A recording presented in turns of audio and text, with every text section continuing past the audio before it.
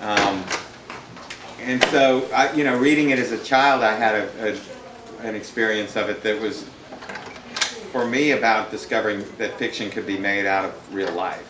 Because it was the town that I was looking at was the very town that she rendered into this sort of fantastic world.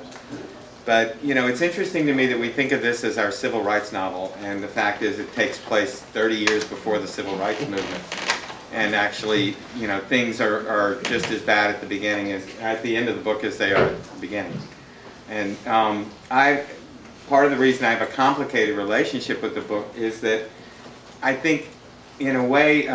white Southerners, I've said before that I think this book did more to integrate, the middle class white Southerner and to get him comfortable with the idea of integration than any other book.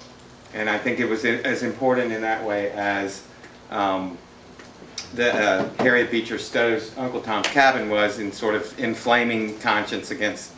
slavery back in that time. And so I think the book was extremely important in a cultural way of giving white Southerners a way of thinking about what they were going through at the time in the 60s when the book was being published, but it was actually written about the 30s, so there was a comfortable distance between what was happening on the news that we're reading about Bull Connor and the police dogs and the fire hoses, and then this book, which takes place in a sort of a wonderful, sweet, narrated childhood 20 years ago, and we can say the bad people were back then.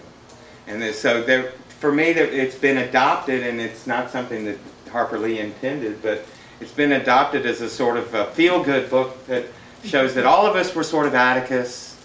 and we'd have all been on this other side in the jury, and we'd have all acquitted Tom Robbins.